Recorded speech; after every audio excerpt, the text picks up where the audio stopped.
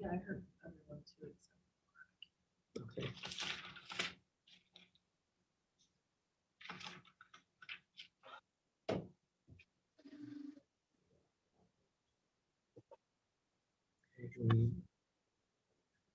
We don't have a quorum or a board chair, but 4 minutes. yes.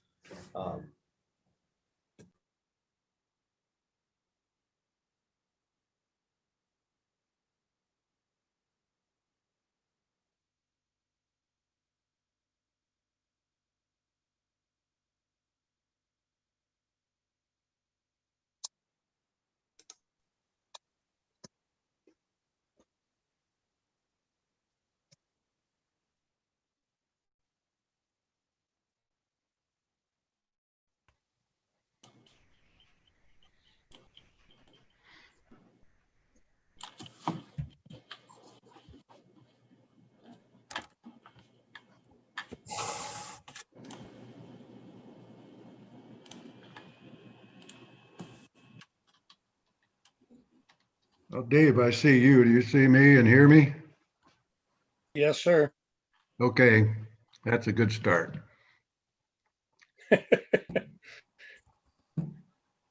If I got it, everybody's got to have it. So Well, that's why I checked with you first.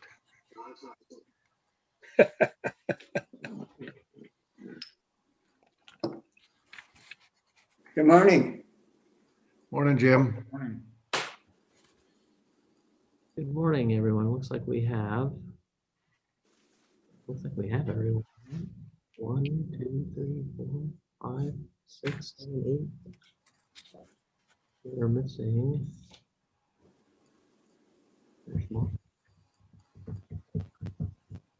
We got Nikki, Dave, Kurt, Gil, Greg, Mark, Jim, Cecile, and Eric was on. He dropped off. Paul Vosper.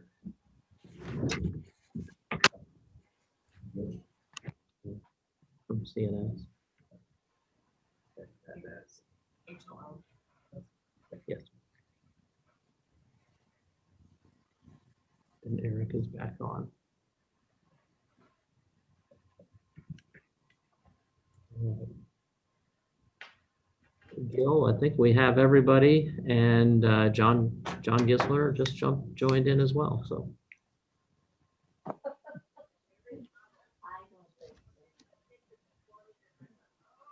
Okay,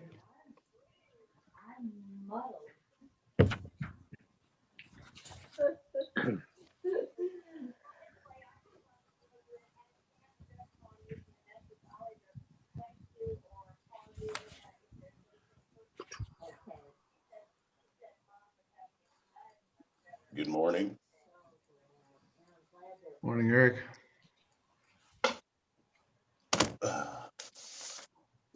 How's everything? good. I'm not back to work yet. Okay.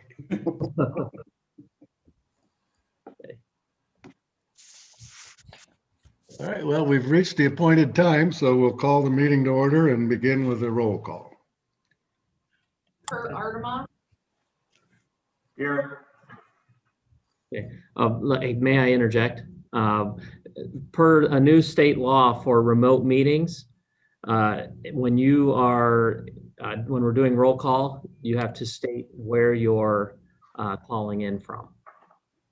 I am Kurt Ardema is here in Portage, Michigan. Dave Buskirk, here, Summerfield, Florida. can you repeat that? Florida. Florida. Gil Calver, Present, and I am in Galesburg. Greg Hamlink, Present in Kalamazoo, Michigan. Nikki Miller, Present, Portage, Michigan.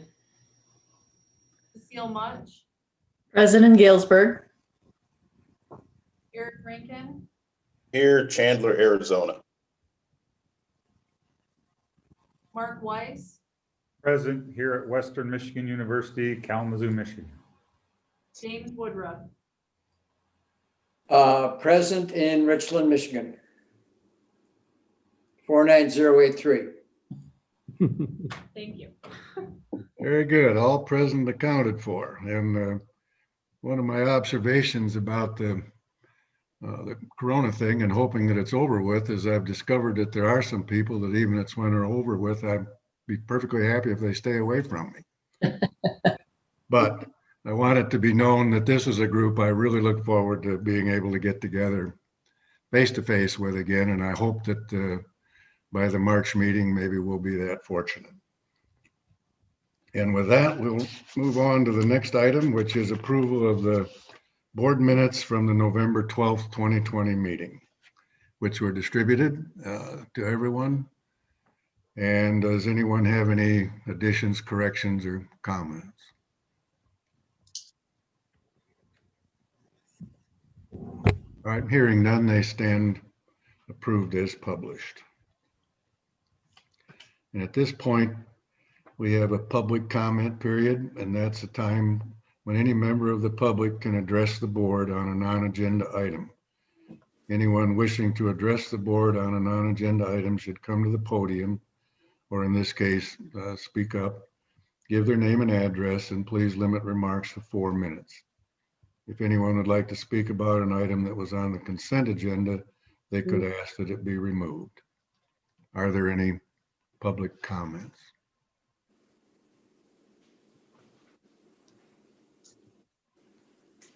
Hearing none, we move on to the financial report. Good morning. I have a short financial report today. In your packets, October and November statements were included. November marks just over 90% of the way through the year. Year-to-date operating revenues were at 95.2% of the amended budget. This area is the largest area of impact from the pandemic, and this report does reflect revenues that are anticipated to be abated through the stakeholder support program. Through November, that totals approximately $942,800. We are right about where I expected us to be through November. No surprises in the operating revenues. Operating expenses are at 84.6% of the approved budget before depreciation. Airfield and security expenses were slightly over budget, but nothing of real concern for me there. We do at the end of the year roll forward gas, diesel, and runway de-ice fluid inventory. So that should bring airfield expenses back in line. Terminal and parking were both under budget. And I'd like to point out that we did not adjust our parking expense line down in the budget adjustment that we did. And with the reduced staffing, that's bringing us in under budget there. We will be submitting a year-end billing under the CARES grant for operational expenses, and I'll be working on that soon. It hasn't been started yet because everything's still rolling in for the end of the year, and we are working pretty diligently right now on closing fiscal year 2020. Does anybody have any questions for me? As usual, what we'll do is I'll run right down the present members and we can respond individually. It'll be a little less confusing. Kurt? Sure, thanks, Gil. So the CARES funding, that's from round one of the CARES, right? The CARES that went through last spring. Do we have a sense of if there's anything in round two that was approved at the end of last year? I've got that in my director's report, but I'm happy to talk about it now if you want. But whatever is fine with me. I just wanted to get a sense maybe of what the impact is on the budget. Okay. We can wait I think though. Amanda's better. Okay, Amanda's better equipped to talk about the impact on the budget. I know roughly what's going to happen with CARES 2. Okay. So. We can wait then. Thanks, Craig. Dave? Yeah, that was my question. The same one that Kurt had about the impact on the CARES funding. So I'll wait to hear that. Thank you. Greg, I'll wait as well, Gil. Thank you. Nikki? Amanda, can I have a quick refresh on the ASIO stakeholder support detail form? Is this things we've already paid out or things that are set to be paid out? Can you refresh me on that? Sure. This is the program that you approved earlier this year to abate rent. And what we're doing is we were charging rent through the end of the year to our stakeholders because there's the clause in there that they still need to be doing business on December 31st. So now that has passed, we have everybody except for one business that was still on site doing business on December 31st. So now we will abate that rent. Okay. Cecile?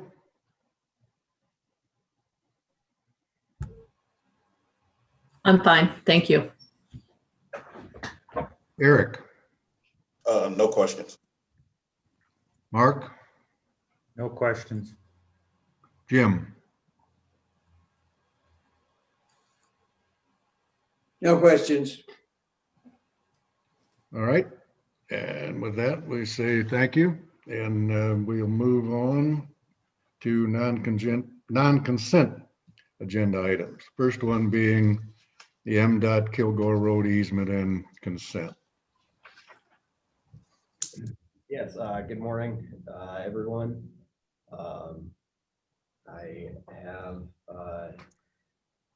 a request this morning for approval of a recommendation to the Board of Commissioners to execute an agreement with MDOT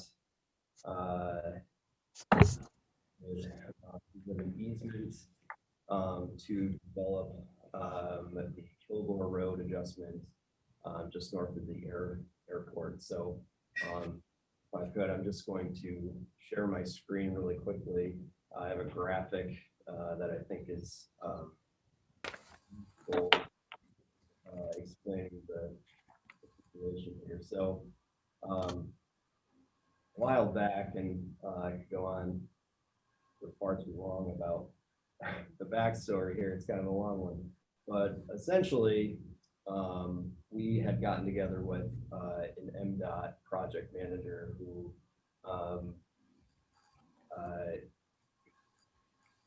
is working on all of the bridge work basically for the highway stuff. And so this project upcoming has to do with the Portage Road I-94 interchange. So this is kind of what it'll look like when everything is said and done here. But while we met with him, part of the discussion was this certain area. Can you guys see my cursor? I can. The way the road is laid out right now, this is the Kilgore Road bridge that exists currently. This is all slated to be removed, but the road would, if nothing was done, essentially just come up this hill a little bit and then have to reconnect back down to this Kilgore service road. So working with MDOT and they've been good partners with us in our runway extension project as well, which is kind of running concurrently with all of this.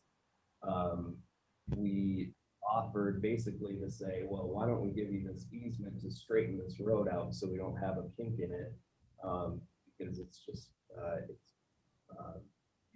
geometrically not favorable to have this sharp corner for essentially no reason when they can straighten it out. So because we own this slight parcel of land here, it's actually part of a greater parcel surrounding the road, but this is the one that they will be taking and using for the Kilgore Road. We'll be giving them an easement for. So it's a fairly small area, obviously, so the easement, along with a couple of consent agreements to perform the work, one being is consent to grade, just grade work for the road, and the other consent, it's just a relocation of a driveway essentially. So we have a gate right here that we use for construction purposes occasionally. So they'll just relocate the entrance to that gate and make it accessible for the airport. So that's the other consent agenda here, consent agreement that's associated with the overall project. So in total, the amount for the easement that they'd be paying to us is $3,354. It was that amount was to be fair compensation. They did an appraisal report, and did an appraisal report and submitted it to us. So, all the agreements have undergone aviation legal review, and the final note in here is that final approval of this easement will be contingent upon FAA review and approval of the easement as well. That will be, it's currently being submitted and reviewed to the FAA for their approval right now. There isn't anything in it that, in some preliminary talks with the FAA district office, they certainly don't seem to have any objections so far, but it does have to be reviewed by a few different offices. So basically, this is just preliminary approval on our end, and then final approval will come from the FAA. So hope I explained that well enough, and I'll take any questions if there are any. Hi, it's Cecile. So what is the timing on this project completion targeted? It's a good question. So I believe they're, they started some preliminary work for the I-94 interchange last year, and I believe it's going to be a 2-year project. I think 2 years. 2-year project. So I think probably when all is said and done, we're looking at summer of 2023. Okay, so when we look historically at Portage, it looks similar to what they did on Portage.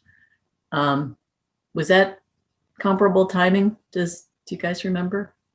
You mean Westnedge? Westnedge, sorry. Yeah, it was Westnedge. That was about 2 years, if I remember correctly. Okay.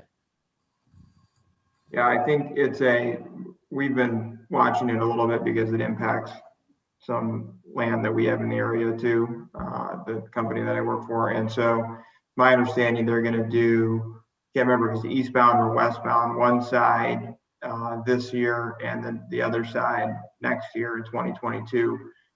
I don't know when the Kilgore Service Road piece of it is going to be done, but I assume it's going to be probably early in the project, because as the bridge comes out, they're going to need to push that traffic into a replacement road, which will be Kilgore Service Road. So I suspect it'll be early in the kind of 2.5-year window of the project. They'll be doing the Kilgore Service Road. Sure, that's correct. They're looking to hopefully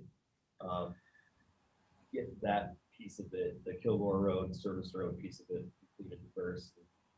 So they've been pretty anxious working with the airport and our legal team to get everything sorted out and approved.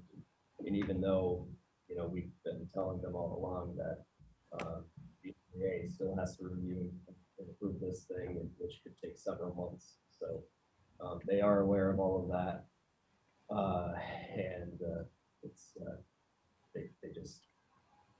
they might be able to start on the part of the Kilgore Service Road that they need to do, and then come back or straighten out the road later on if they have to. I'm not sure if that's something they're considering or not, but they certainly need to have that piece of it done before they start like interchange portion of the project. Eric, is there any extension of the runway to the north? There's a slight extension of the runway to the north. It's about 150 feet. You're talking with the overall runway extension project, right? Yeah. So that puts us a little bit closer to the new Kilgore Road? The concrete is not extended, just the threshold. This is threshold. But that's also part of the clearway area for departures, right? Going to the north. Correct. Okay. And that's what the FAA is reviewing as part of their analysis, if there's any impact to the airspace arrivals or departures. Okay. Ironically enough, though, the height of the new road would be lower than what currently stands because of the hill that it's on. So, you know, that Kilgore service road kind of, or the Kilgore Bridge starts up the hill. And so you're going to have more issues with height clearance as it stands now than what the new road would be, even though it's a little bit closer to the runway. Right. Okay, do we have a motion for approval? So moved. Approve. And seconded. Have a motion, have a support. I'll again run through the members here for comments. Kurt, No additional comments. Thanks. Dave, No comment. Greg, No comment. Nikki, No comment. Cecile, Good. No comment. Eric, No comment. Mark, No comment. Jim. No comment.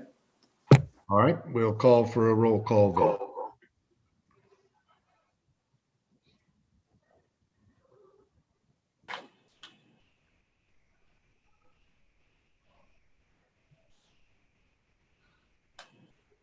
Say it again. I'm sorry. Kurt Ardema, Yes. Dave Buskirk, Yes. Palmer, Yes, Greg Hamlink, Yes. Nikki Miller, Yes. Cecile Much, Yes. Eric Rankin, Yes. Mark Weiss, Yes. Yes. and motion carries. Item number 2 is architectural support services, selection and contract. Again, Eric. Yes, so following up from our November meeting, the architectural consulting services with agreement with Tower Pinkster. Just the description here, it's specific action. We're just requesting the approval and authorization of the chairperson to sign an agreement with Tower Pinkster to provide architectural services. The airport published an RFQ in September, soliciting interest from firms to provide the airport with services for local capital improvement projects that require professional architectural services. The committee evaluated several firms and recommends an agreement with Tower Pinkster. At the November meeting, the board asked for a specific contract to be included before authorizing approval of the agreement. So airport staff working with Tower Pinkster and county attorney have the contract in hand. And it's just waiting for approval at this point, time. So, and time frame of action just of the agreement. The agreement includes annual renewal options and it shall be in effect once signed by the chairperson. This was, if you remember, there were questions about it from November about the contract itself, and if we would, what we would know about it. So we got information and we got a contract in place and reviewed by the attorney. What this does is it puts us in the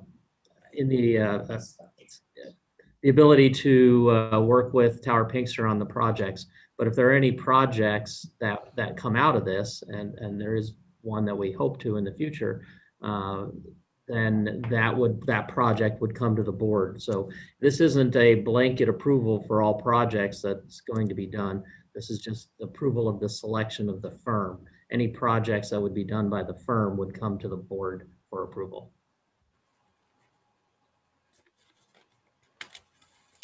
Okay, can we have a motion so we can begin discussion? So moved. We have a support? I have a support. Kurt, any comments? No comments, no. Thank you. Dave? Nope, no comments. Greg? No comment. Nikki? No comments. Cecile? No comment. And Eric? No comment. Mark? No comment. Jim? No comments.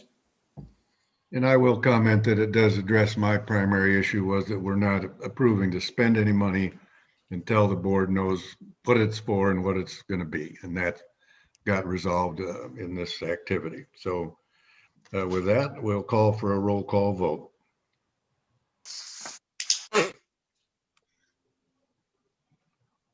James,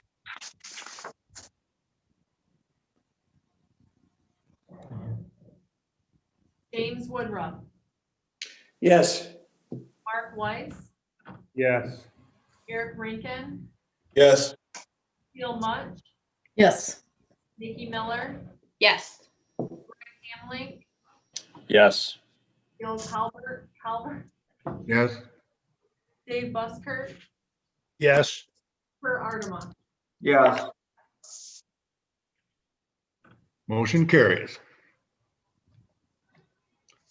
Item 3, grant development services for small community air services development program. Hey, Gil, can I interrupt? It looks like John has his hand raised and we just noticed it. Sorry, John.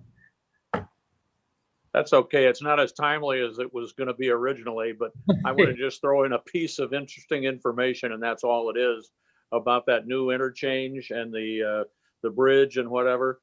And Kurt, I know you were at the meeting, the CATS meeting, where they talked about that. And apparently they have to look at, MDOT does, look at all different options, just as you guys did about the runway extension. You know, yeah, can you extend it right over I-94? I don't think so. Well, that bridge on Kilgore was, at least one of the considerations apparently was, do we replace that bridge? And it was determined that the crane that would have to come in and replace that bridge with new girders and whatever would stick up into the flight path. And therefore that was ruled out. I don't think they were really going for that anyway, but and if I can beg your indulgence one small bit also, the interchange at Portage, and Eric was right, and so was Kurt, that it's going to be a 2-year project.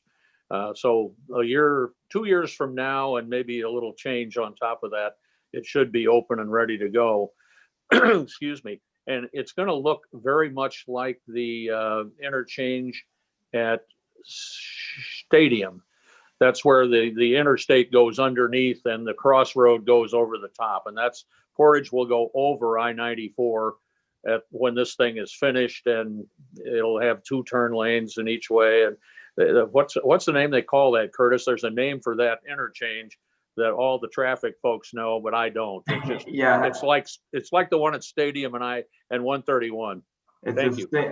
Single point urban interchange is what it's called. They use the term SPUI, S-P-U-I, single point urban interchange. And West Engine 94 and Stadium and 131 are both single point urban interchanges. So yeah, it'll be a similar design to those two. You silver tongue devil. All right. Thanks, John. Sorry we didn't see you. Okay. Okay, Gil, back. Okay, go ahead then. That one's yours, isn't it, Craig? Yeah. Yeah. So we're looking for board approval of a grant consulting agreement for services related to putting together the Small Community Air Service Development Grant application with Volair, specifically looking for authorization for the board, the chairperson to sign the amended professional services agreement. What this is for is annually, the Department of Transportation has a Small Community Air Service Development grant program. And the airport is interested in applying for this grant.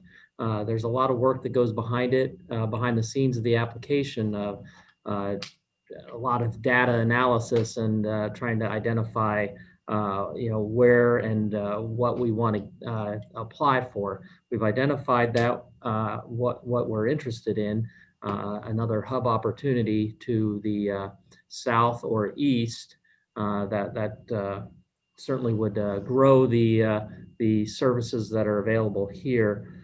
The agreement specifically is for the development of the grant application.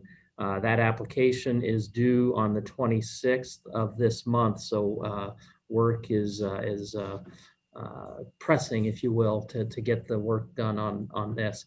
It's in the amount of $15,000, and that's all I'm asking for is board approval so they can apply for the grant. How much is the grant? Well, it depends on what we still have to formulate what we're asking for that. So I forget what the amount can be, but the total amount that's available for the grant application, DOT funds all set together, or I believe for this year, $10 million for all. What we would get of that, we're not sure at this time. Okay. I'll call for a motion. Can I just ask for clarification, or is that later? So Craig, Yes. the amount of 15 is being, we're recommending to pay that to Volare to develop the grant? Yes, for the work involved with our grant application. Okay, thanks for the clarification. That's all. Do we have a motion? So move. Have a I'll motion support and- Ardema. We have a motion and a support. Any comments, Kurt?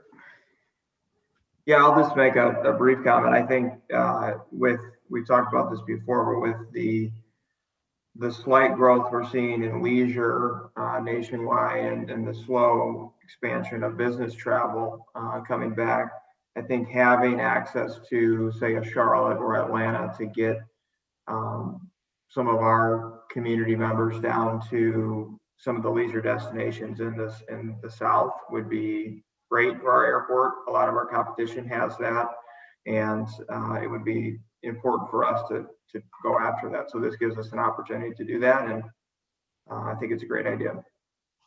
Thanks. Dave? Echo what Kurt said. Greg? No comment. Nikki?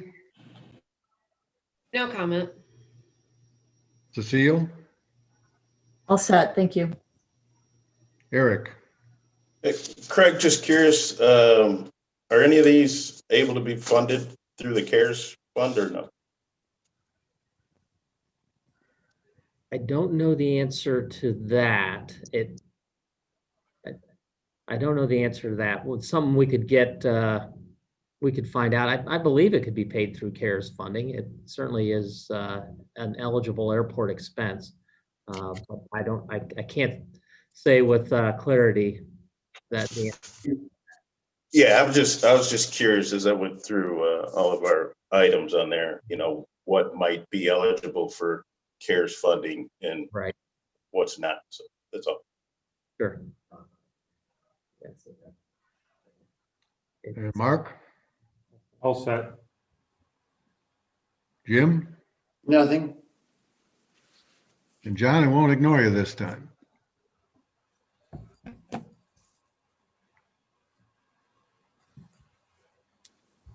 He's ignoring you. No, my hand's down. I'm sorry. Okay, I apologize if it looked like I wanted to make another comment. I'll wait till later. Thank you. okay.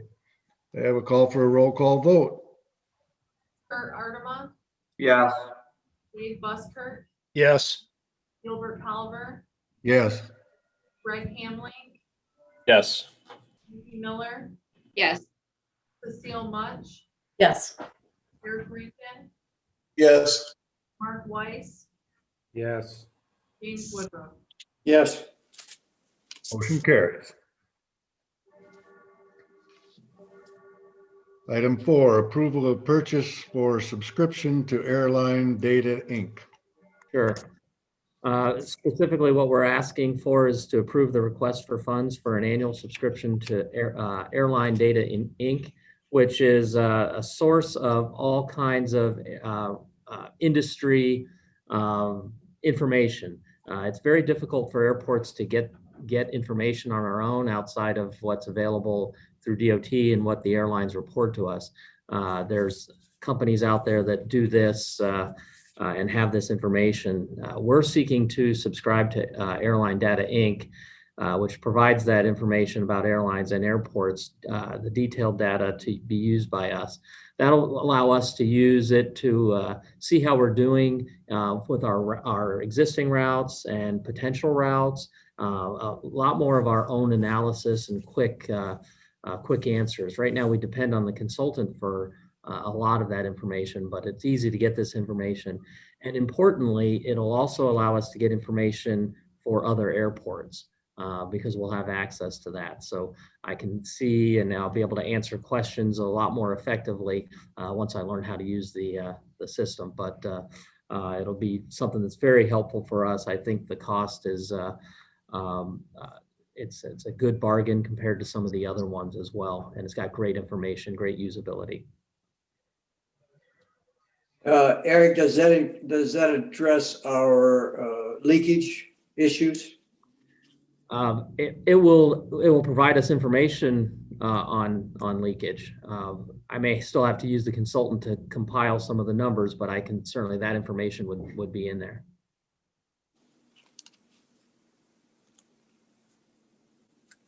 Benchmarking is everything. Do we have a motion? So moved. I'll second. Have motion, have a support. We'll roll call vote. Kurt Ardema, yes, Dave Buskirk, Yes. Gilbert Palmer, Yes, Greg Hamling, Yes. Nikki Miller, Yes. Cecile Much, Yes. Eric Rankin, Yes. Mark Weiss, Yes. James Woodruff. Yes, and at some point, can we find out how much it's gonna cost? It's $9,000. It should be in the, Yeah, it's in the request form. and motion carries. Next item is blanket approval for airport advertising agreements. Yes. Amanda, did you want to talk to this, or you want me to go through? I'll go ahead and do it. It has my name on it, I guess. Basically, with the departure of Clear Channel as of December 31st, the airport is taking over the advertising that is done. And this is our in-terminal advertising, the stuff that you see here. It's not our advertising that is done out in the public or anything like that. So this is in-terminal advertising. Specifically, we need the airport, the ability, or we're asking for the airport director to execute the agreements for advertisers that may choose to place an advertisement with the airport on any airport-owned property, which is all within the terminal. Because of Clear Channel's departure, we're taking that over, at least in the short run. But as part of that procedurally, Clear Channel would have contracts with, say, Western Michigan, or a hotel or whoever it was, for the ads that are up there. Right now, we're asking for the ability to, for me to sign those agreements, so we didn't have to bring those to the board every other month for what's a standard thing. It's almost really just like a T-hanger agreement. They're standard and uniform for each one. Airport Legal Counsel reviewed the baseline agreement, and it is requested that for authorization for the airport director to execute these agreements as they come up. So Craig, how will it be different than the approval process? Obviously, you don't have Clear Channel bringing you suggested advertisers. So you're recruiting new in addition to maintaining the existing contracts. And then as far as approving what goes up in the terminal, is that something you guys were doing internally anyway? Yes, as part of our agreement with Clear Channel, the airport would have, we didn't necessarily approve who they would work with, although there are standards in place in the agreement. But any of the ads that were up were reviewed and accepted, approved by the airport, mostly to ensure that there was nothing controversial that would be going up. But Okay. those standards are in place already. And so then will the advertisers themselves develop their postings or their ads? Was that something that Clear Channel used to do, or were they strictly, they were not creative at all? No, they didn't. They might help with creative if asked, but and just knowing this from working with Clear Channel in the past at other airports as well, they didn't do the creative. It was just given to them by the advertisers, you know, who did those, or their advertising agencies. Okay. And we do think that we're probably going to look at outsourcing that function again in the future. We'll see how we do with it. You know, our core strengths are not sales. So right now, this is we're going to limp along for a couple months and then see what we're doing with this.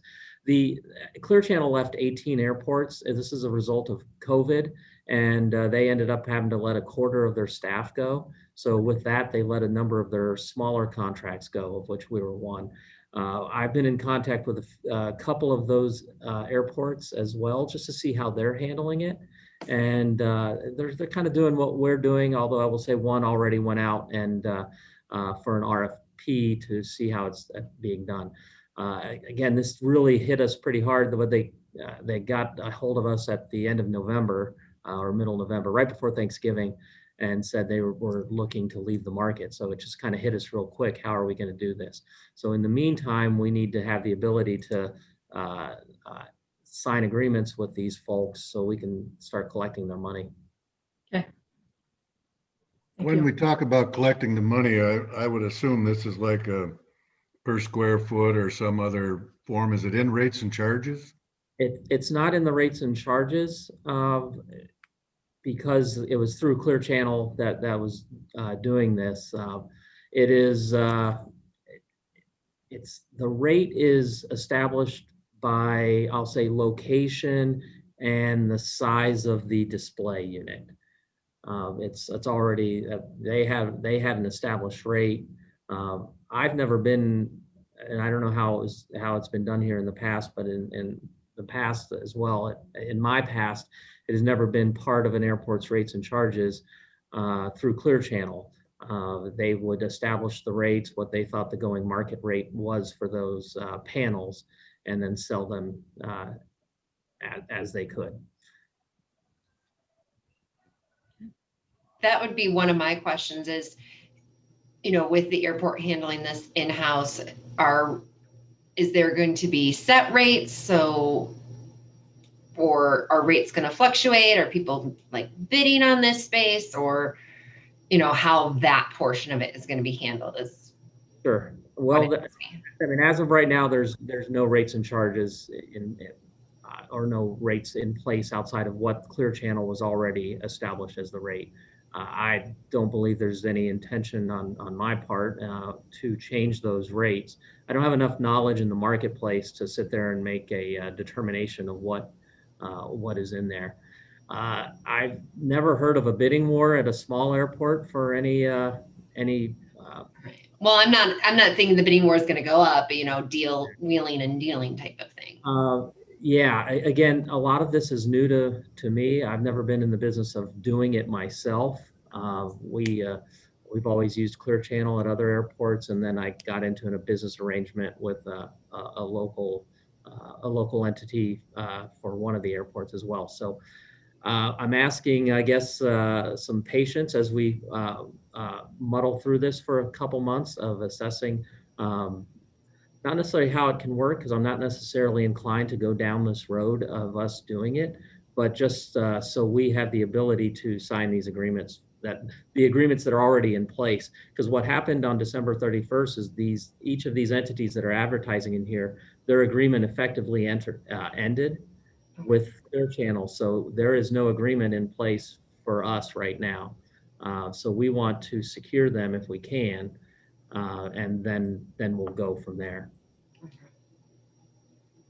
Your advertising agency might be able to shed some light and give you some help on this project. Yes, I've spoken with Elemental about that, and they're going to provide some information regarding filler space for us. But again, they're not necessarily interested, at least we haven't had a serious conversation and them broaching their interest on being the salespeople for the ads. They probably understand the market though. Oh, yes, yes.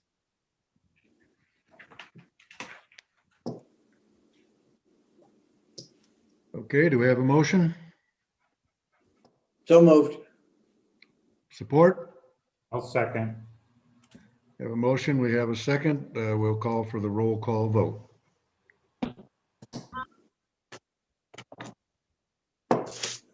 Kurt Ardema, Yes.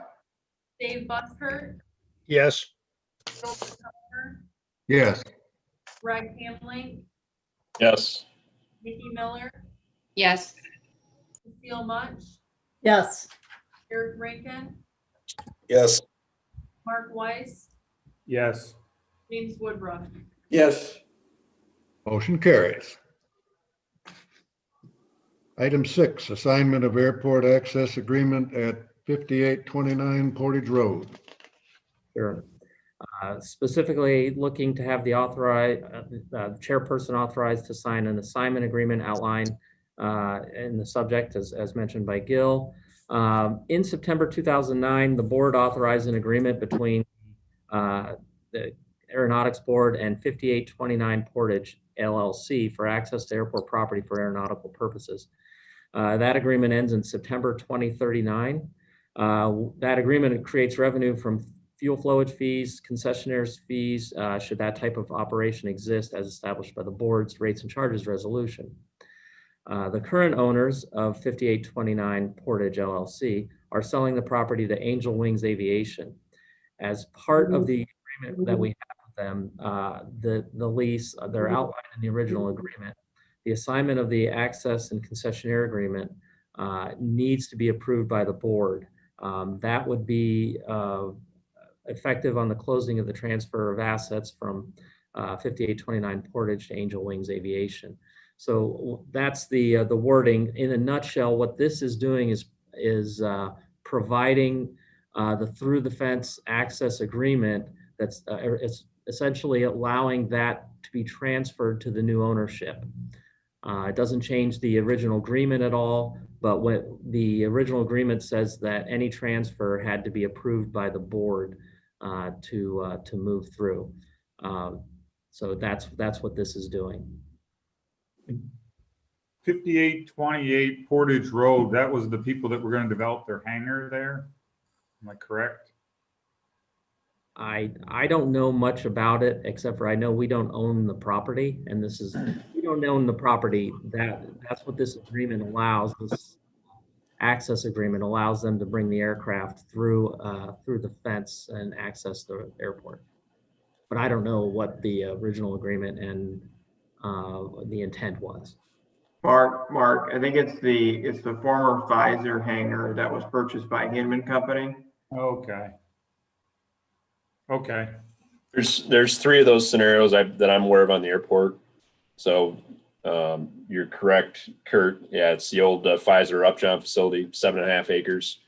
And that agreement over the years has been in place since they put a facility there back in 57, I think.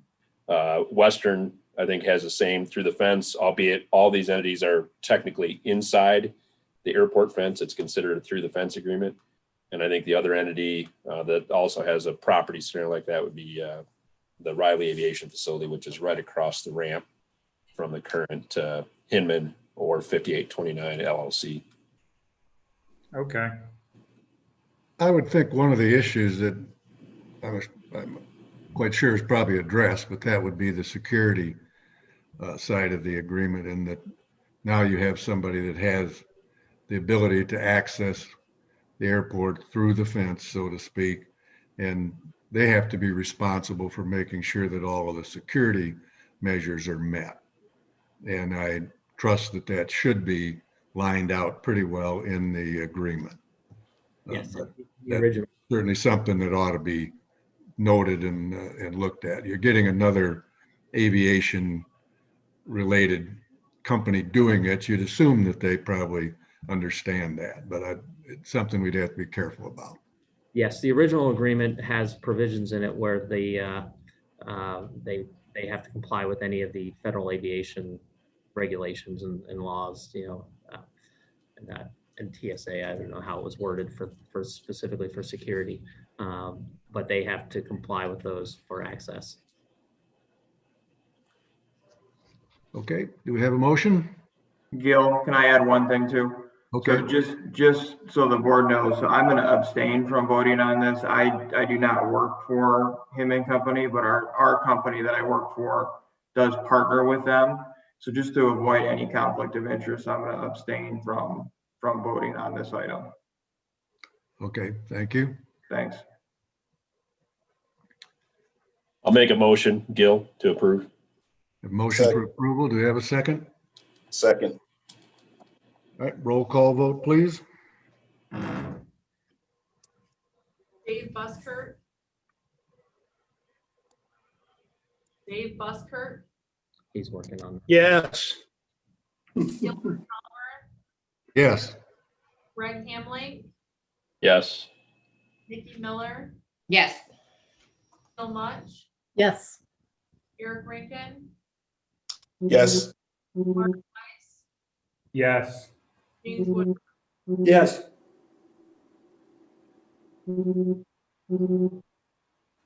And motion carries.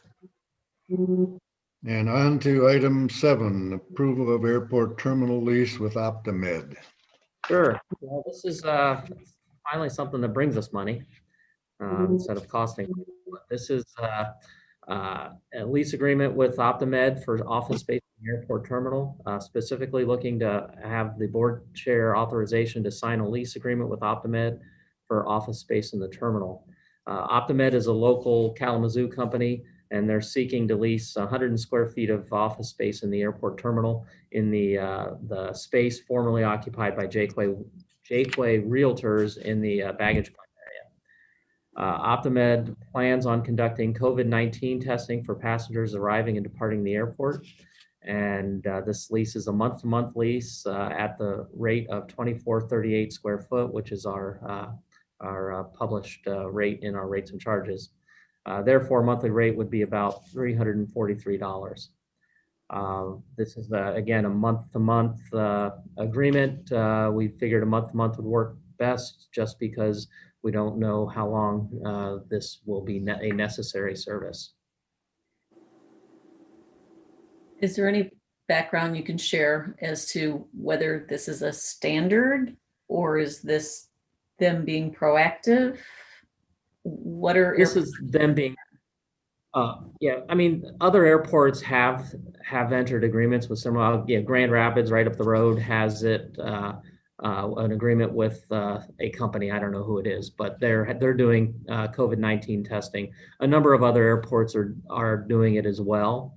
So this company reached out to us last month and asked if we had space available, and we do. So I saw no reason to not have them be here. Do we think it's a requirement? I know it is it will be going internationally. I believe I saw Sure. some legislation. Oh, yeah, you're asking requirement for the testing. No, there's no requirement that I know of for anything, certainly on the domestic side, and I don't know what individual countries might have. Obviously, I know what the new one is that the US put in place earlier this week. But they're just looking to do this proactively, and it's just, for those individuals who are looking for a quick answer on the way out, and then on the way back, apparently it's a 24-hour test if memory served me on his end.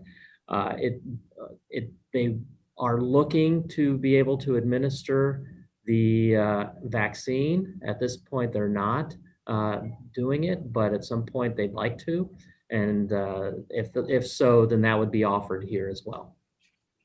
And Craig, what do we know about OptiMed? Are they Michigan company, regional, national? Yeah, they're Kalamazoo based, headquartered. I don't know much about them. I know when I go to my doctor, they're at I think it's on Western Michigan, whatever, on Oakland Avenue.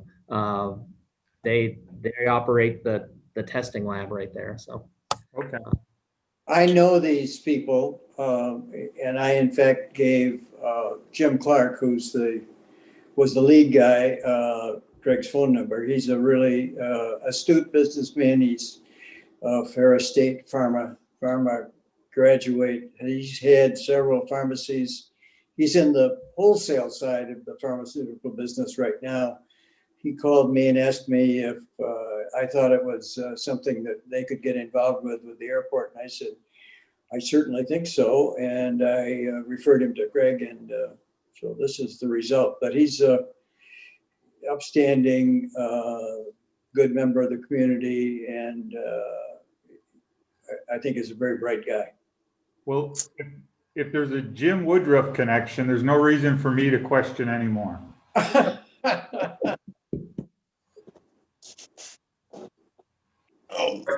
Craig, are there any improvements planned for the space that the airport's doing, or are they taking it as is? they're taking it as is. Okay. In fact, when he first reached out, they were just anticipating setting up a table. So when I said I have some space for them, they said that would be great. Okay, great, thanks. Craig, are they, is the COVID testing just for arriving and deplaning passengers, or can members of the community also come and be tested? And I guess if they do end up administering the vaccine, would that be open to members of the community? Yes, it's more so than just passengers. It's anybody who wants the test. They're hoping that a number of them will be passengers coming and going. Okay. I think along that same line of thinking is, I mean, if it's goes both ways, it's sort of a two-edged improvement. You're doing a community service, but it'd be also nice to feel like you're doing something that's directly a benefit to our customer, the actual traveler. So if I got it straight, a person might be able to show up their usual hour and a half early for a flight, get tested, and have results before they even boarded. I heard 24 hours. He said that they could get instant results for departures. I'm not the one to ask details on how this works, but instant or quick results on departures. But then there's a different kind of test that they would give for arriving passengers that they would get. It would take 24 hours. So my guess is that it probably has a higher degree of assurance. No, maybe. one is an antigen test, the other is an antibody test. One is colorimetric, which is 15 minutes, and the other, they process it and get you the results back in 24 hours. So it's two different tests that in essence tell you whether you've been exposed or whether you're currently exposed. That's a much better answer than I had. Well, I think the key issue I'm thinking about is in terms of getting it out to the public.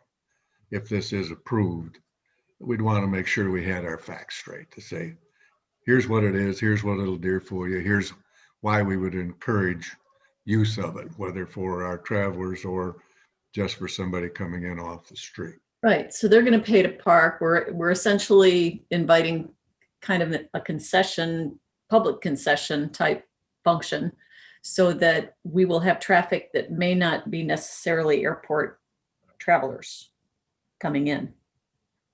There's no risk to that. Any concerns? We've got a cop on site. We've got all the measures in place. We have no worries, right?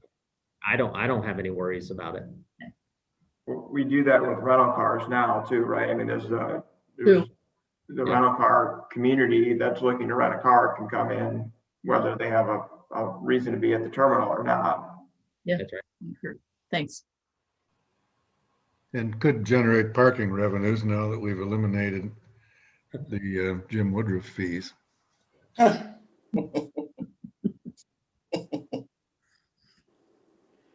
I'm sorry you brought that up. I'd like to comment on that.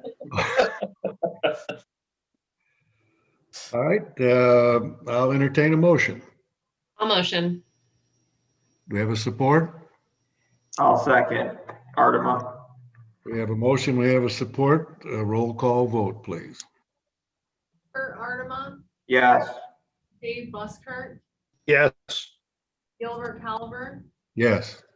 Greg Hamlin, Yes. Vicky Miller, Yes. Teal Much, Yes. Eric Rankin, Yes. Mark Weiss, Yes. James Woodruff. Yes. Motion carries. And with that, we move on to unfinished business. Does anyone have any unfinished business to bring before the board?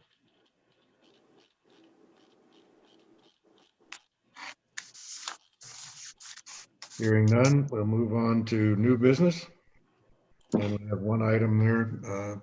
Craig, you're going to address that? Sure. Let me introduce it as Eric's bringing up a couple slides for review. So, we've got this CARES money that was a grant that was given to us in April of $19.1 million. We're using some of that to offset operating expenses, but we'll have extra money that's available for capital spending.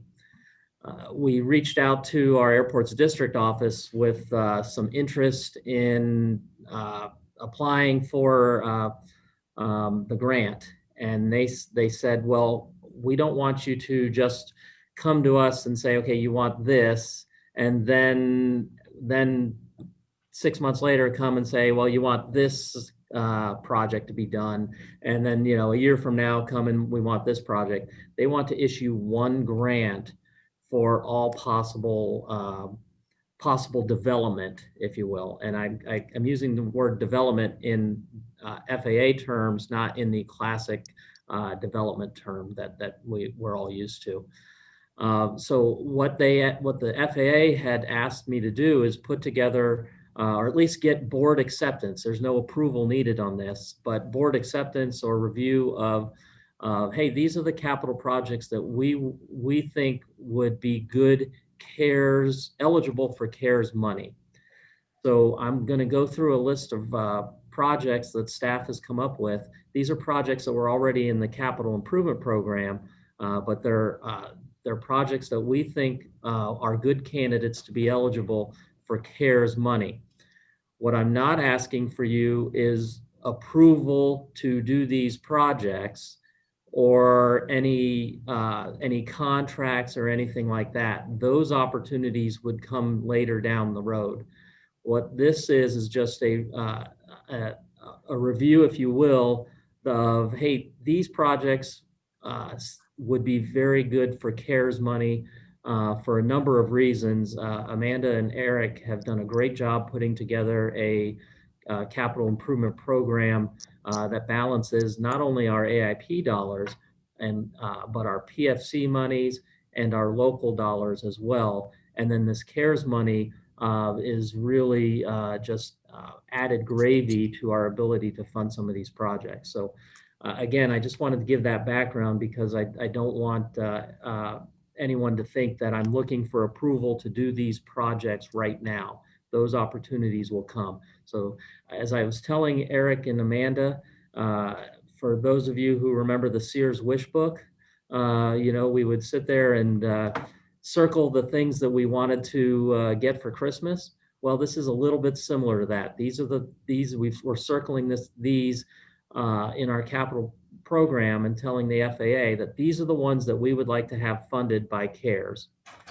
So that's what you see here. There's not too many in here, but there's some big items in here. So the potential projects include an ARF truck, the ARF building modification to fit this new ARF truck, entrance drive rehabilitation, snow removal equipment building, and then we've got a security and assessment and equipment, and you'll see question marks in there because that's the one we don't really know what would, how much would be. The other stuff we've got as part of our capital improvement. The security assessment, we would need to do the assessment to find out exactly what would be needed in upgrades. So I just wanted to go and please interrupt with questions if you have them. I'm happy to answer them or do my best to answer them. The first one is the ARF vehicle replacement. This vehicle is a 2001, I believe. It's a 2001. FAA useful life on these is usually 15 to 20 years. This one's coming to the end of its useful life. We think this would be a good one for CARES money because it would allow us to get the equipment now versus if it was a PFC project, we'd have to wait until we built up a little bit of the money. And given how 2021, or excuse me, how 2020 impacted our PFC revenues, and 2021 will be impacted as well significantly. We thought this would be a good one with CARES money, would allow us to go out and purchase this vehicle right now. As such, that vehicle, you can see that vehicle. Well, the new generation vehicles are a little bit wider. They have a lower center of gravity to help reduce rollovers. And the problem with that is our building, the doors, the bays aren't wide enough. So that's why we have an ARF building modification in there for $150,000 that we would like to have funded through CARES as well. It would certainly be eligible in there. So we're throwing that one in there. The project would make the bay doors a little bit wider. If you want to know, this is a project that we would probably have Tower Pinkster, our local architect, look at as one of those. Again, none of these are approved projects and we don't have anything for the board. Craig? Yes, Kurt. As part of these proposed upgrades, could we have the signage updated on the building and on the vehicles to not be Kalamazoo County Airport anymore and be the appropriate name? See how it says Kalamazoo County Airport instead of Kalamazoo Battle Creek International Airport? Certainly. That's also their side. But Okay. yeah, we can do that. Yeah, certainly. We could do that. If that signage could be updated during the process and the truck could be painted with, the new truck could be painted with the proper name, that would be, Sure. I would think, good with branding, just to be consistent. Okay. Yep, good thought. Eric's writing it down as I speak. Next slide. The next potential project that we think would be good for CARES because it would not compete well for any other source of funding is the entrance drive reconstruction. We estimate that about $1.7 million. Mead and Hunt put together an estimate for us on that one. You guys have been on the entrance drive. It is, it is how people see us first, and I'd like to have that road looking welcoming and not fit anyone's stereotype of Michigan roads. Hey, Craig, Yes, sir. I apologize for interrupting, but the 1.7 million, does that involve tearing up the concrete or just resurfacing that with, say, asphalt on top? No, it's a reconstruction. That concrete is in bad enough shape that a rehabilitation, the Mead and Hunt said if you did a rehab on that, basically just an overlay, the same problems, the cracks would reappear in about 2 to 3 years. because the base is really torn up on that. So this is a total reconstruction of that area, pretty much from Portage Road up to where the new terminal begins. Is the new road surface going to be concrete again? The short answer is it depends on the direction we decide. How's that? It could be concrete. It's going to obviously be a little more money, not a little more money than the 1.7. But memory served me, and I wish Sean was here in the meeting that he could offer input. If he's on, if you'd indulge, Sean from Mead and Hunt put together the package, and he might be able to offer insight. I'm going to put him on the spot.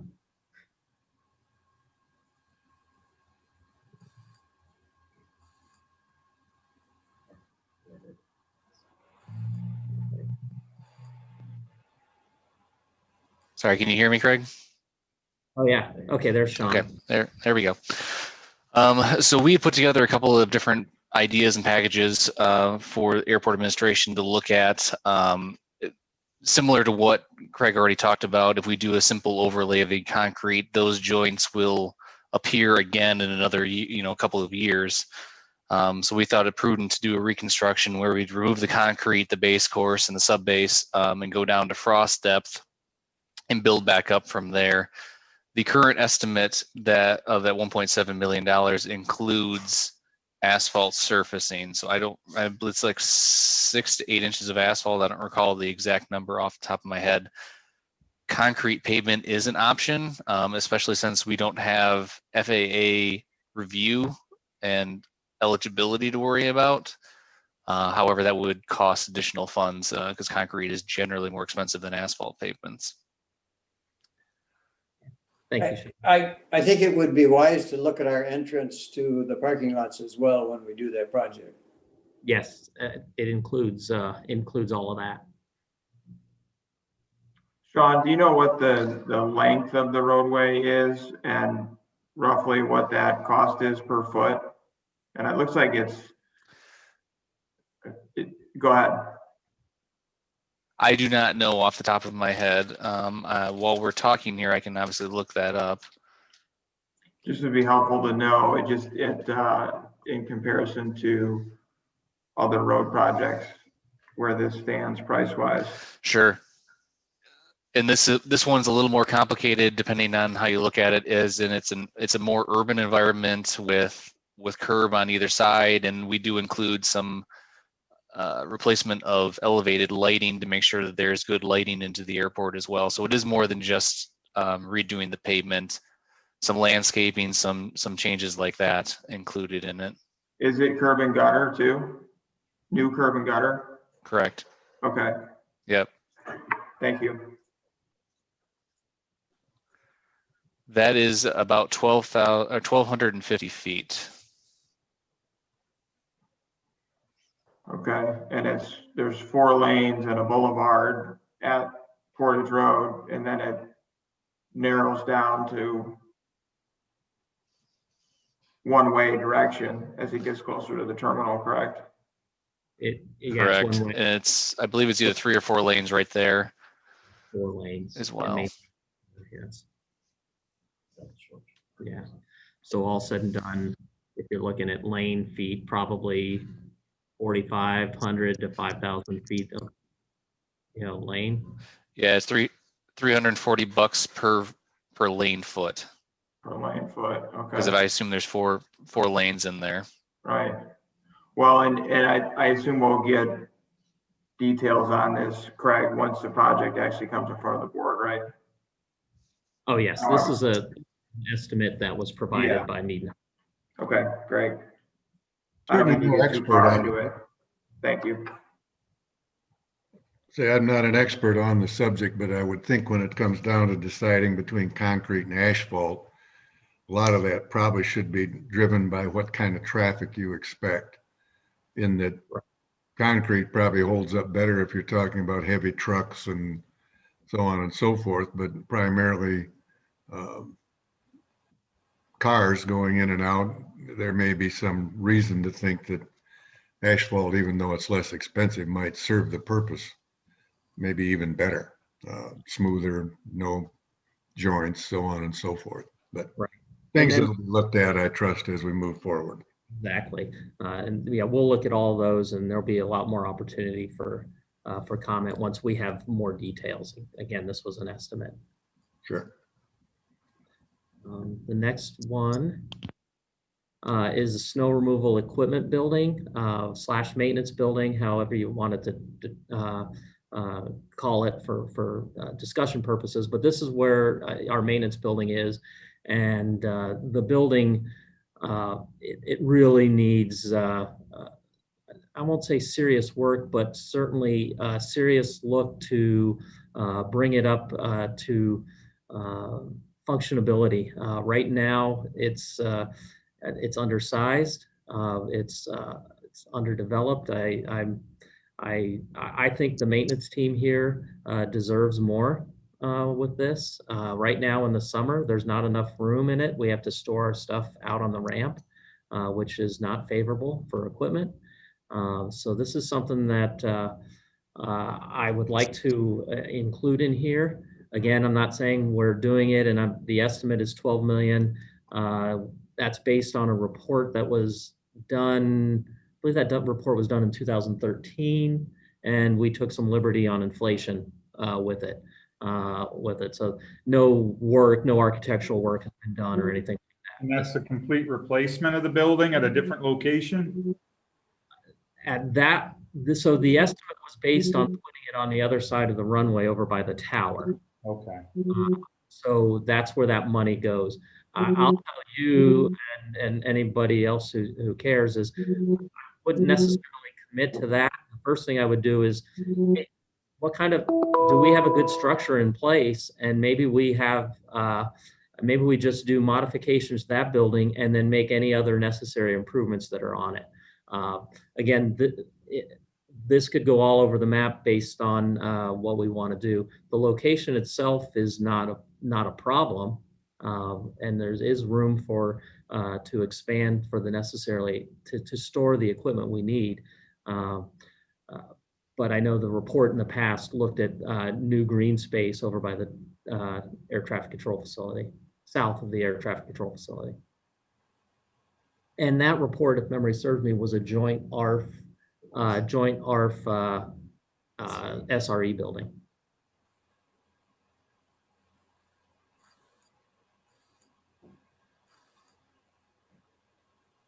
Okay, next slide. Okay.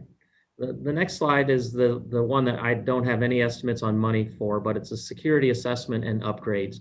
The new terminal was built in 2011 and has had all the latest bells and whistles in 2011. But this stuff is technology. Technology ages rapidly, and here we are 10 years out. So there was already a plan in place to replace some cameras and do some upgrades. I'll say upgrades, replacements, if you will, yes. that are in there, software updates and upgrades. And so we think that using the CARES money to do an assessment of where we are and fund those upgrades is due. We're not talking millions of dollars here. We're probably talking less than a half, 500,000, probably all said and done. I know my experience at my prior airport. We did something similar 2 years ago because it was just about that time, and it was all said and done about $750,000. Now that was a facility that's about twice the size of ours. Any questions on that one? Okay, so what we're looking at here is I don't need any approval in here. Just if there's any larger questions about CARES, or maybe this should be on there, or this, hey, I don't think that should be on there, whatever. I just need to know that the board has no problem with us including these in our CARES application. And again, this is not a commitment to those projects. It's just that the FAA does not want to have 6 different grants out there because, you think the 6 that we have, and all these have to be done in 4 years, and then the numbers of the other airports that are out there, it's a lot of paperwork and grant administration from their part. So they said 1 grant would be the way to go for that. Craig, even on the 4-year question, does that mean the project has to be completed within 4 years to spend the money, or the committed to? So I haven't seen a definitive answer. So until I do, we're banking on at least underway. How's that? Shovels in the ground. I think it'd be a good subject to make sure we know pretty much what's going on. As time draws closer, you may find you need to speed things up. If the answer isn't the simple one, that if it's approved, it's good to go. Yes. I do have just 2 quick questions too, Gil, if I can ask those to Craig. So, Craig, do we have the ability to use any of this for air service development, any of the CARES funding? Yes. We do. Yeah. Well, caveat, we can't buy airline service and stuff like that, but No. yes. So I'm qualifying yes. I'm going to get a more definitive answer based on Eric's question earlier about whether or not that we could use the $15,000. But the early guidance, if memory serves me, allows it to be used for any lawful airport expense, which that would fall under that. Okay, and I still think that's one of our most important responsibilities for the airport, is to continue to see air service development happen. But I appreciate the list that you put forward. And then does the second stimulus or second CARES Act, do we have a sense of what that looks like yet? Sure. Yeah, and so this is what I can tell you. CARES 2 does have funding for airports. Here it is. As understood, now the FAA has not come out with their answer to the act yet. So, but the estimate that it could bring the airport another $1.4 million in AIP funds. Now, so does that mean it's AIP funds in the traditional sense, or similar to CARES money? The FAA has not given guidance on that yet. I offer up one caveat to that. The $1.4 million is available to us, but the CARES 2 specifically called out windfall airports. And those airports that got more than 4 times their operating expenses are not eligible for this money. We are in that gray area depending on how the FAA defines operating expenses. If they define operating expenses as just flat operating expenses, we would not be eligible. But if they define it how they defined it in CARES 1 to include depreciation, then we are eligible. So the short answer is we're either going to get it or we're not. And when the FAA comes out with their determination of what operating expense definition was, then we'll know. My gut tells me they would stick to the same definition for consistency that they used in the first one. But again, knowing that I'm in that gray area, that we are in that gray area, leads me to not go out there and spend some money. If we do have this money, the good news is that would just be normal AIP grants, and it would help us either fund some of these projects I've shown you, or fund some of the other ones that are on the capital improvement program. I will say, just normally, and we haven't had a normal year, and you haven't, this is my first year here, but normally I like to do a capital improvement briefing, usually in the March timeframe. That's what I've always done in the past. So in the future, you will see a briefing on our capital program, just so you guys can get an understanding of what is in there as we look down there. Eric and Amanda did a fantastic job putting this one together at my request, and this program looks 10 years out. I believe it's 10 is what you got. Yeah, so we're looking 10 years out with a true plan that's in place. And that's not just federal dollars, that's all dollars, local dollars included. Craig, was there consideration about it seems like we've talked about the T hangers and their condition quite a bit in other, in the past, were they considered for this list? So the short answer is no, and that's because the FAA is, any revenue generating items are not eligible. Oh. And T hangers, you know, because there are some other things that, you know, that the board has talked about as well, that certainly would like to get done, but they're revenue generating as well.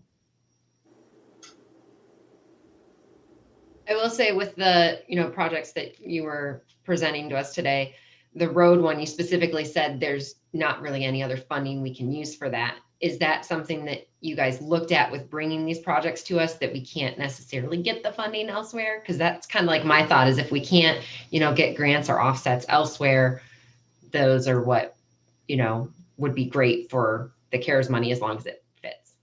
Yes, yes. The answer to that is these are the projects. They're all eligible for the sources of funds, PFCs, AIP, stuff like that. Although I don't think the entrance road would be AIP eligible. If it was, it would certainly be low on the priority list, one of the lowest. And at PFC, it would be eligible. So this, because the eligibility of CARES is different, it's just any allowable airport expense. This would make the most sense for that entrance road.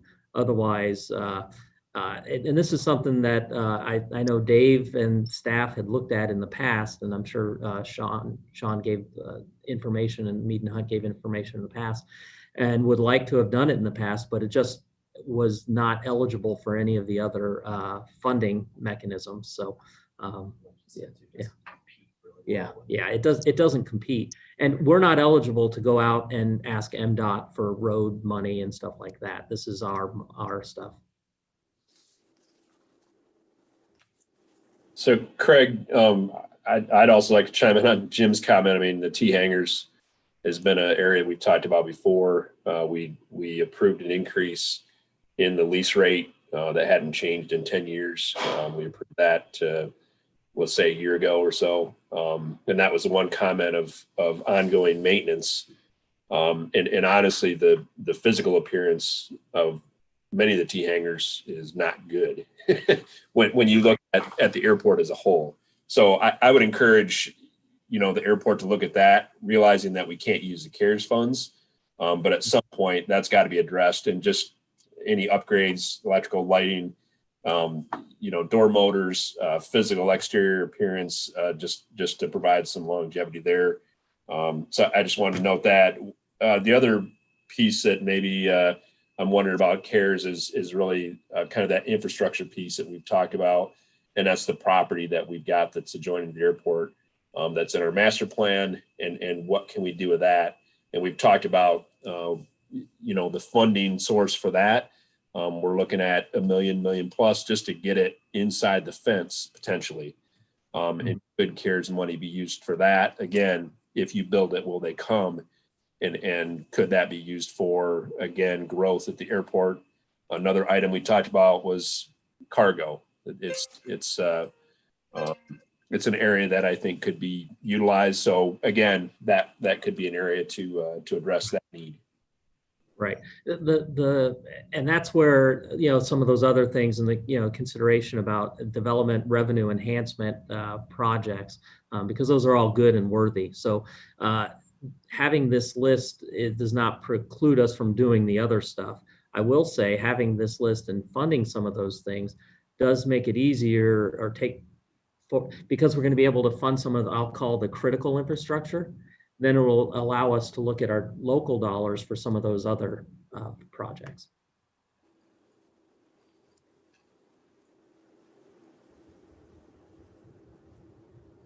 Okay. Any other questions or comments on this item? I'm just piggyback on what Greg mentioned about cargo, not knowing if those funds might be able to be used for equipment, like loading equipment for the larger airplanes, because I got this gut wrenching feeling watching the vaccine go to that airport north of us and knowing that it could have been just put out, brought right to the Kalamazoo airport and flown out of there. Yeah, that would be, because it's equipment, it still would have to be approved by the FAA. Yep. And that would be something that, given snow removal or ARF, certainly would have a higher priority on equipment for speculation, if you will. Yeah. And I say this as I'd love to have that equipment. So. I would too. Just to add on to that, so Craig and I have had a couple of discussions about this as well. We talked about it in our visioning meeting as a board, but we're thinking of ways of how to advance that conversation with cargo and maybe thinking about forming some sort of group or interest group and trying to focus on that initiative and how it might take place, whether it's through I don't know what the funding source would be. I don't know who the partners would be yet, but it just brainstorming. We had similar thoughts, and I think it's worth continuing the conversation with the group and maybe thinking about a subcommittee to focus on it as well.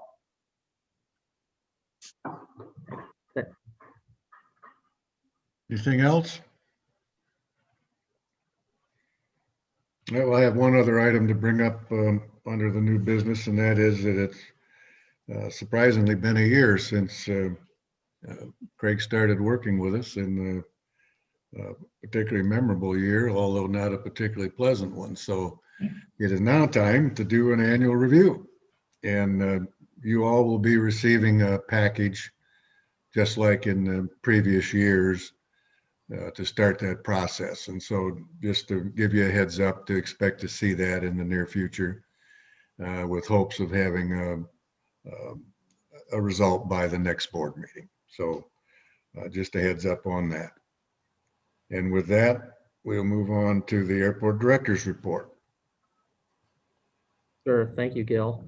Yeah, it has been 1 year. It's been a quick year. Really, it's been an odd year. I mean, that's all I can say. I mean, COVID is the primary reason. You come in, you get settled or start to get settled, and then all of a sudden you're told you can't work in your office. And then you start to make adjustments, and then you're told once again you can't work in the office. So it's been really strange for me, but it's been enjoyable. I've enjoyed working with the board, with an engaged board that's asking questions and really cares about the airport. But also just working with staff. I mean, Amanda and Eric have all the energy in the world, which is very good. They push me, ask me questions. I really enjoy that. And so I have full faith that the work is getting done. The tough part is as we've had this conversation as a staff and with others, is feel like the maintenance work is getting done, i.e. the day-to-day work to get the airport, pay our bills and everything's being done. But not being able to be in the office on a daily basis means discussions about future growth opportunities just aren't as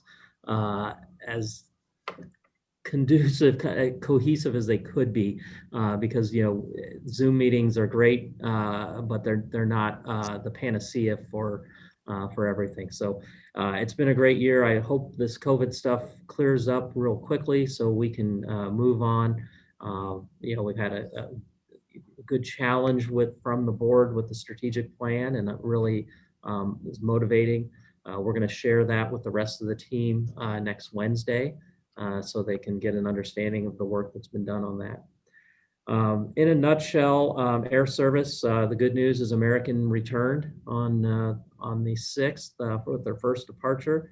I don't have any early numbers of how that's going, but I can't, January is our slowest month of the year historically, so it's going to be a slow start in a pandemic as well. Just real quick, through November of 2020, we had 51,116 total and plane passengers. That is down from 2019 of 141,728 passengers. That is down 64% year over year. We're lagging the national average by about 1%. So, we're at 63.93. The rest of the industry is about 63, 60. I don't know if there was any rounding in it, but in about the 62, 63% range. So the good news is we're not really lagging significantly. We're maintaining the national pace. The bad news is the national pace is down significantly. So that's bad.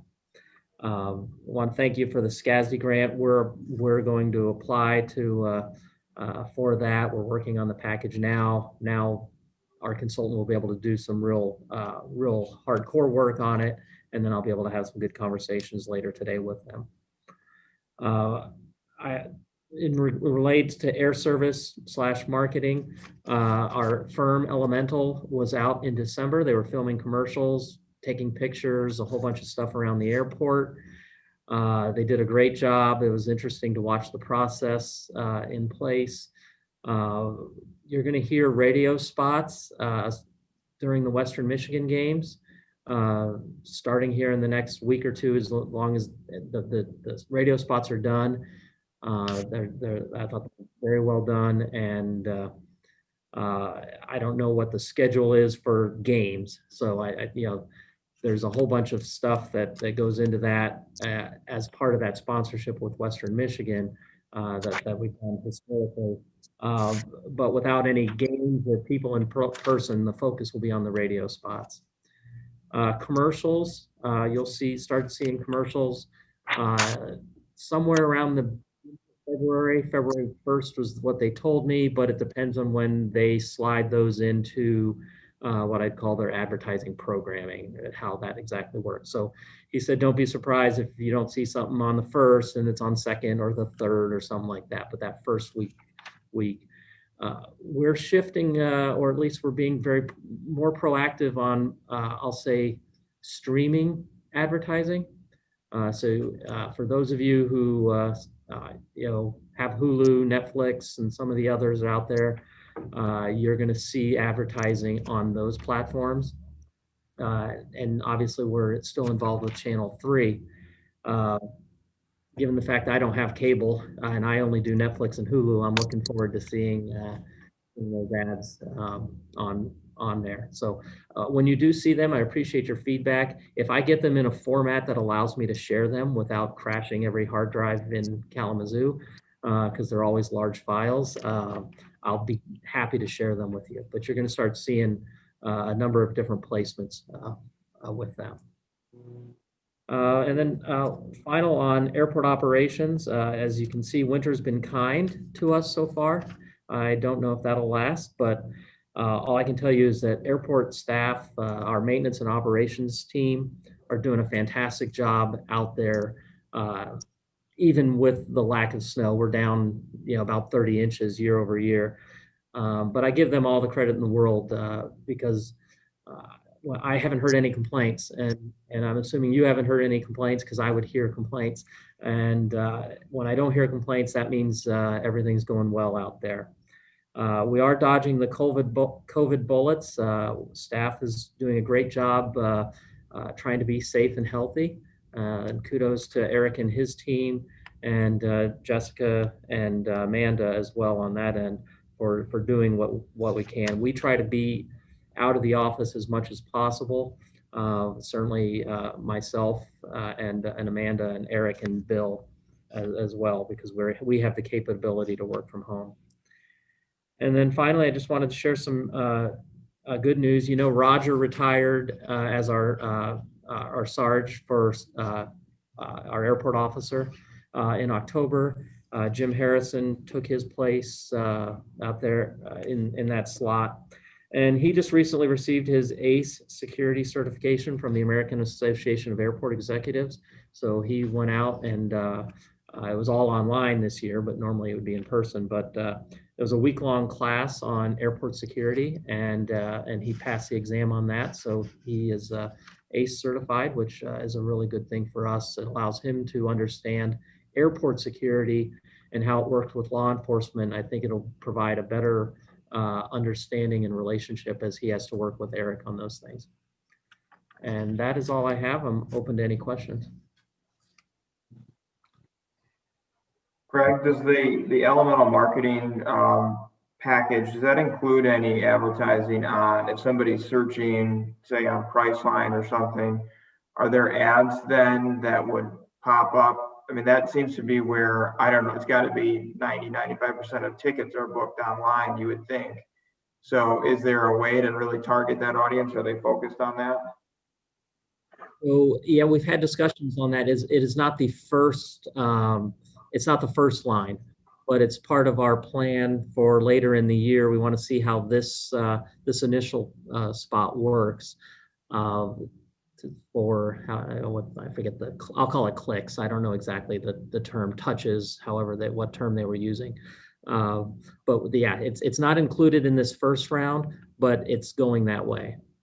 Okay, thank you. Any other questions, comments? Then we'll move on to member time. Kurt? Yeah, thank you, Gil. Craig, thanks for your first year of work. It's certainly been challenging, interesting, and appreciate your efforts and everybody on the staff. So thanks.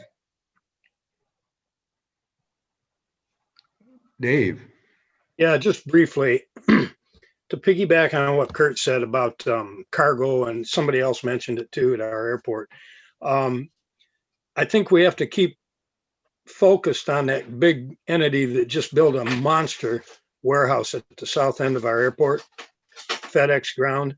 And I think if there's any way that we can reach out to them, and I know it's hard because they're not willing to do anything, but I find it really hard to believe that they located that there without the thought of our airport in their mind. So I think that's something we need to, when the opportunity's there, jump on it. Mm-hmm. Yeah, I don't disagree. Good point, Dave. Thank you. Greg? Hey, thanks, Gil. And maybe Craig, I know you'd put in a recent director report and kind of update us regarding vaccines leaving Kalamazoo. Were you ever able to get a hold of anybody at Pfizer? I know you made several efforts from a number of different directions. Yeah, the short answer is no, and nobody called me back. Nobody responded to any emails from Pfizer. And then after delivery started, I stopped. I stopped trying to. All right, and then okay, no, thanks. Just appreciate that update on that. And then to Gil's comment earlier, kind of annual review time for Craig. So look for something.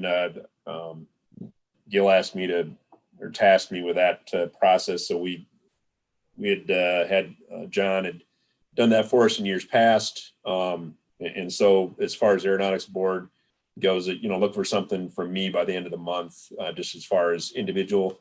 And everybody's familiar with that. We didn't do one in 2019 or for the 2019 year because Dave Reed had left at that time, so we didn't have one then. But look for an email from me on that process. I think, Gil, with the goal of trying to get that squared away for our March meeting, correct?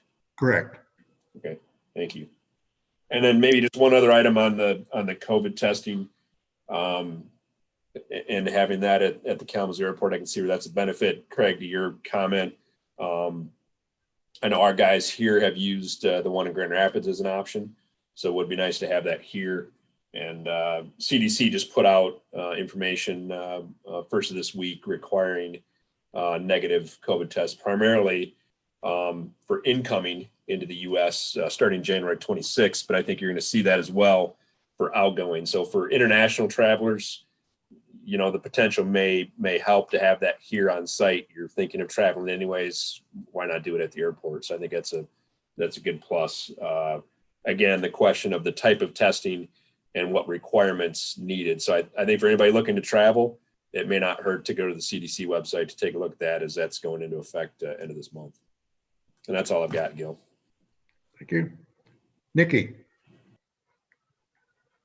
Yes. So being in the leisure travel industry, things were picking up really well. This week, as Greg just said, you know, you need a negative COVID test before coming back. So that's kind of got a lot of travelers in a bit of a unstable travel environment right now because they're not sure about how to get that test and that sort of thing. Craig, if you could put me in touch with the Optimed people, I'd be really interested in what type of tests they have. Working with leisure, different countries require different tests at different timeframes and different labs and everything. So that's something that I'm keeping really close tabs on, because no matter where I'm sending people, it's something different. Nobody's requiring the same thing. But yeah, leisure travel, I have seen an uptick, especially in planning trips. I'm able to chat with more locals about using the Kalamazoo Airport, and a lot of them are up for that because they know it's smaller, they feel safer, less, you know, people, easier to spread out type of thing. So that's definitely a big bonus that we have in our airport with travel recently.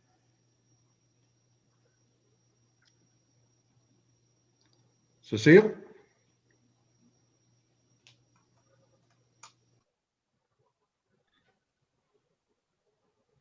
You're on mute. muted, Cecile. Sorry, did I miss it? Cecile, did you hear me? Sorry, struggling with my mute button. Too many windows open. So I had a question with the Optimed. When will they occupy potentially? Will it be within the month or? Yes. Basically, he has approval to jump in after we approve this. So Okay. Last right. conversation. Yeah, I asked him to be ready today. I don't know when that'll. All right. I just wanted to be able to give Kellogg an indication. And so, Craig, if there's any other details from Optimed, or if they have any kind of release that can be shared with the board for passing on to those of us who do represent entities. Well, that's a good idea. I'll reach out to them to see if they can put together a release or something, or give me the information to do a release. It would be a great comfort to Kellogg in particular to be able to have that kind of service available. Just understanding how to use it and what benefit it will have to keeping them safe as they travel. Kellogg is way down. I did touch base with them. I was in there earlier this week, and they've canceled some of their major in-person meetings this summer simply because the infrastructure of the travel industry is not encouraging or making it easy. So they continue to go online quite a bit, although operationally, obviously, they still have to support all of the nationwide and global plant locations and operations, which are going 3 shifts everywhere in the world right now, making food. So I think that was it from Kellogg. But again, thank you, Craig, for your service. Time flies when you're having fun. Yes. Eric? Yeah, just thanks to Craig again for his first year of service, and just to piggyback on Kurt and Dave in regards to cargo. I agree we should have a subcommittee, and we really should look at it, because as the passenger demand it's coming back slowly, there is going to be a higher demand, I believe, in cargo. Where I work, that's pretty much where, as I've mentioned before, all our revenue is coming from. So I think that's something we can look at and hopefully get some sort of operation out of our airport. Thanks. Mark? Just want to add congratulations, Craig, on 1 year, and hopefully many, many more. That's all I have. Thank you. Jim? Thanks, Craig, for tying up that Optimid thing. I had high hopes for that. As he approached me, I thought it was a really good idea. But I do need to call him and tell him that he just barely squeaked through. It took 3 votes to get him. Yeah, I would say kudos to them. They did not mention that that they had any conversations with you, so they didn't try to do any arm twisting or anything. So.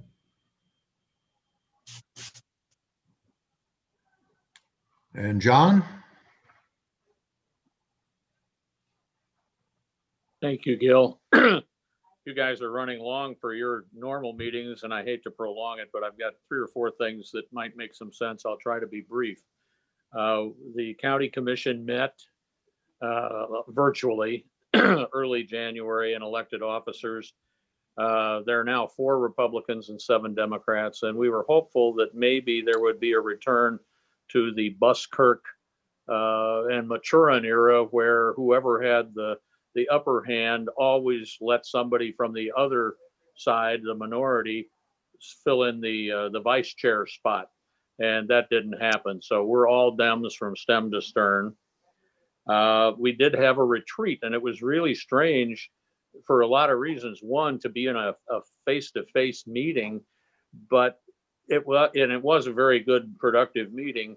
It was held at the Expo Center. And I'll make mention of something here that I'd like to give Lisa a heads up on. When you walk into the Expo Center and you go straight ahead, you're in this humongous room, and they had some curtains up that, went up 8 or 10 feet to sort of make it seem like it was a smaller room. But I got to tell you, when you're working with a 30-foot ceiling and no audio support, it was probably a third less effective than it might have been. And it wasn't just because of me wearing hearing aids. There were people all around the place because we were each at an 8-foot table, so we'd socially distance properly, and to try to understand what was being said by our facilitators also. They're as light in the voice as our administrator, Tracy Moorhead. You got soft-spoken people trying to talk in that big a room. I'm going to put something together for you, Lisa, recommending that we get some sort of a portable audio system that can be hauled around when we go to meetings like that. The the administrator, Tracy Moorhead, did mention, and she brought this up, it wasn't on the agenda or anything, that we have a housing director that's probably been announced in the media now, and that housing director, to mother the monies that are going to be spent over the next several years in terms of housing, is Mary Balkema. And she said, I am here to assure you all that that was a completely transparent kind of thing done by the people in HR. I didn't know about it, and I'm guessing, Lisa, you didn't either, but it seems really, I mean, it's going to look bad for some people, but also when you look at it and you decide, geez, we're going to be spending, I don't know, $7-8 million a year on housing. It's kind of nice to think that maybe you got somebody that knows the Kalamazoo area and knows something about housing. As I understand it, there were applicants from as far away as Colorado. And of course, having the local knowledge that Mary, being the treasurer for, I don't know, a dozen years or so, has, and being the head of the land bank, there are a lot of reasons that she would be a good selection. And because our administrator took the initiative to say, be sure to tell people this was not a case of this is a consolation prize for Mary since she lost the election. My final thing has to do with vaccination. There is a vaccination or a pre-registration for vaccine administration on the county website. And I don't know how often that changes. So Lisa, if you've got something to contribute, because you're the source of my information, and I know it's changing hourly in some cases. But there is a site there where you can pre-register, and at some point you should be communicated with telling you where and when to go to get your vaccine. Thank you. Thanks, John. And so for the very last item, since we seem to have a interest in a cargo subcommittee, and it's my duty and responsibility to form committees, I'm going to set up that committee at this point. And I'd like to ask Eric and Dave and Greg, are you all three willing to serve? Yes. All right, Eric is a yes. Yes. Dave, yes. Greg. Yeah, does this affect my compensation? Double it. Yeah. I know Eric didn't ask, but I know he has the same question too. Yes, I'll say yes to that. All right, and I'd like to have you keep me in the loop on that, guys. That's something I'm also very interested in and would, contribute thoughts and discussion at any time, because I think it's a very worthwhile subject for us to pursue. Okay. And with that, we are adjourned. Thank you, one and all. Thank you. Okay.